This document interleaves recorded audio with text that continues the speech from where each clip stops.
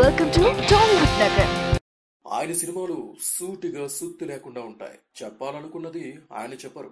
ఆయన సినిమాలోని హీరో చెబుతాడు. హీరో అంటే అలాంటి వాడు కాదు. పక్క దేశముదురు, పోకిరి, ఇడియట్, లోఫర్ కూడా. అయితే అప్పుడప్పుడు బుజ్జిగాడు, ఒక్కోసారి ఏక్ నిరంజన్, మరోసారి పక్క బిజినెస్ మ్యాన్. ఒక్క ముక్కలో చెప్పాలంటే ఎవడు కొడితే దిమ్మ తిరిగి మైండ్ బ్లాక్ అయిపోద్దో వాడే పూరి.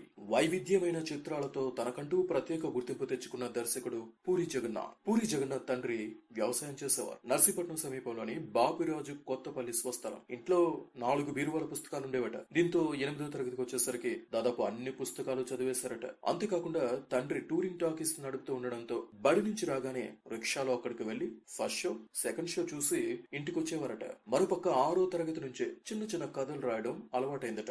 నేను నాటకం రాసి మా ఊళ్ళో డైరెక్ట్ చేసి చూపించా. అది అందరికీ నచ్చడంతో నా తల్లిదండ్రులే 20,000 ఇచ్చి సినిమా పరిశ్రమకు వెళ్లమని ప్రోత్సహించారు. అలా హైదరాబాద్ వెళ్లి మధు ఇన్స్టిట్యూట్ లో దర్శకత్వం సెక్షన్ లో చేరా అంటూ ఆయన సినీ రంగం వైపు వేసిన తొలి అడుగుల విశేషాలను చెబుతారు. తల్లిదండ్రుల ప్రోత్సాహంతో హైదరాబాద్ వచ్చిన పూరి కె మురళీమోహన్ రావు వద్దకు వెళ్లి అసిస్టెంట్ డైరెక్టర్ గా పనిచేస్తానని అడిగారట. ఆయన పూరి వివరాలన్నీ తెలుసుకుని ఓ విషయం చెప్పారట. బిజీగా ఉన్న డైరెక్టర్ వద్ద పనిచేస్తున్న వారిలో తర్వాత డైరెక్టర్ అయ్యే అతనితో పరిచయం పెంచుకో. అతను ఎదిగితే నువ్వు ఎదుగుతావు, లేకపోతే నీ నిర్ణయం తప్పు అవుతుంది అన్నారట. ఆయన చెప్పిన మాటలు తనకు బుద్ధుడు హితబోధ చేసినట్లు అనిపించిందని చెప్తారు. ఆ తర్వాత కొన్ని రోజులు ఎవరి వద్దకు వెళ్లలేదట. మరోసారి డైరెక్టర్ అయిన తర్వాత సంపాదించిన దానిని కాపాడుకో, అది నిన్ను కాపాడుతుంది అని సలహా ఇచ్చారట. మొదటి దాన్ని పాటించిన తాను రెండో దాన్ని మాత్రం ఆచరించలేకపోయానని చెబుతారు పూరి. పూరి హైదరాబాద్ వెళ్లిన సమయంలో శివ సినిమా విడుదలైందట. సినిమా చూసి బయటకు వచ్చి డైరెక్టర్ ఎవరా అని వాల్ పోస్టర్ చూశారట.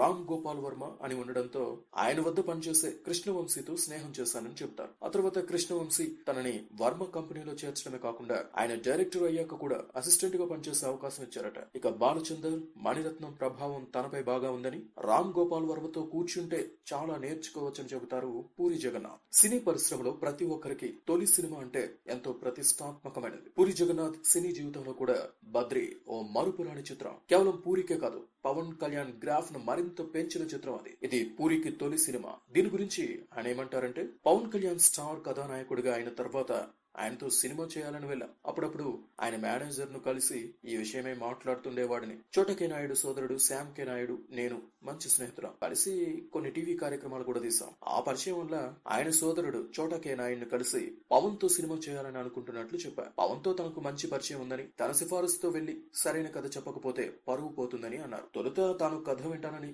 నచ్చితే పవన్ తో మాట్లాడతానని చెప్పారు. దీంతో పవన్ తో సినిమా తీయాలనుకున్న బద్రి కథ కాకుండా ఇట్లు శ్రావణి సుబ్రహ్మణ్యం కథ చెప్పా. అది నచ్చడంతో పవన్ కు నా గురించి చెప్పారు. పవన్ రమ్మనడంతో తెల్లవారుజామున 4 గంటలకు వెళ్ళా. నాకు కేవలం అరగంట సమయం మాత్రం ఇస్తానన్నారు. అయితే అరగంట కాదు, నేను కథ చెప్పడం మొదలు పెడతా, మీరు ఎప్పుడు తలుపు తీస్తే అప్పుడు వెళ్ళిపోతా అని చెప్పా. అలా అరగంట కాస్త 4 గంటలైంది. చివరకు పవన్ కు కథ నచ్చింది. అయితే క్లైమాక్స్ మార్చమని సలహా ఇచ్చారు. 5-6 క్లైమాక్స్ అనుకున్నా ఏవీ నచ్చలేదు. వారం తర్వాత వెళ్లి పాత క్లైమాక్స్ మళ్ళీ వివరంగా వినిపించా. క్లైమాక్స్ మార్చమని చెప్పాగా అని పవన్ అడిగారు. నేను మార్చలేను, నాకు అదే నచ్చింది అని చెప్పా. దీంతో నువ్వు క్లైమాక్స్ మారిస్తే నీకు అవకాశం ఇచ్చేవాడిని కాదు అంటూ షాక్ ఇచ్చారు. అంతేకాకుండా నా కమిట్మెంట్ నచ్చి వెంటనే సినిమాకు అవకాశం ఇచ్చారు. అలా బద్రితో మొదలైన పూరి ప్రస్థానం ఇట్లు శ్రావణి సుబ్రహ్మణ్యం, ఇడియట్, అమ్మా నాన్న, ఓ తమనమ్మాయి, Shivamani, Pokiri, Desamuduru, Bujjigadu, Neninthe, business man, heart attack, temper, Jyothilakshmi తదితర ఎన్నో విజయవంతమైన చిత్రాలు తీశారు. అయితే పూరిని కూడా కొన్ని పరాజయాలు పలకరించాయి. అలా వచ్చే విజయాలు అపజయాలు ఏవైనా శాశ్వతం కాదంటూ తన ఒంటిపై ఉన్న టాటూలు గుర్తు చేస్తాయని టాటూల కథ చెబుతారు. విభిన్న కథలతో సినిమాను తెరకెక్కించే పూరి జగన్నాథ్ తన ఒంటిపై కూడా ప్రత్యేక టాటూలతో ఎప్పుడు స్ఫూర్తి పొందుతారట. చైనీస్ భాషలో లవ్ అని తొలి టాటూ వేయించుకున్నారు. స్పానిష్ లో ఒందిసిమిమిల్లాస్ అని మరో టాటూ వేయించుకున్నారు. దీని అర్థం 11th మైల్ అన్నట. నీ లక్ష్యం 10th మైల్ అయితే ఇంకో మైలు ప్రయాణించాలని స్ఫూర్తి కోసం. బిజినెస్ మన్ చిత్రంలో మహేష్ తో ఈ డైలాగ్ చెప్పించారు. మరొకటి నాట్ పర్మనెంట్ అని ఒంటిపై ఉంది. ఎప్పుడు ఏది శాశ్వతం కాదని దీని అర్థమట. జీవితంలో ఎదురైన అనుభవాల నుంచి ఇవన్నీ వేయించుకున్నానని చెబుతారు. కేవలం దర్శకత్వమే కాదు, నిర్మాతగా వైష్ణవ్ అకాడమీ బ్యానర్ లో పలు చిత్రాలు తీశారు. ఏ సినిమా కథ మాటలైనా 15 రోజుల్లో పూర్తి చేస్తారట. తాను చేసిన సినిమాలన్నీ ఇష్టంతో చేసినవే అని, పోకిరి ఫ్లాప్ అవుతుందని అందరూ అన్నారని చెబుతారు. అయితే అది ఆడ మగ తేడా లేకుండా అందరూ ఇండస్ట్రీ హిట్ చేశారని అంటారు. కొన్ని రోజులకు మళ్ళీ ఆ సినిమా చూశానని, తాను ఏం తీశానో తనకు అర్థం కాలేదని నవ్వుతూ చెబుతారు పూరి. ప్రస్తుతం కళ్యాణ్ రామ్ కథానాయకుడిగా ఈ జం తీస్తున్నారు. ఇంతకు ముందన్నడూ లేని విధంగా సరికొత్త రీతిలో కళ్యాణ్ రామ్ ను చూపిస్తున్నారు. ఈ వీడియో గనుక మీకు నచ్చితే లైక్ చేయండి లేదా సబ్స్క్రైబ్ చేయండి. మొహమాటం లేకుండా కామెంట్ పెట్టండి. Thanks for watching.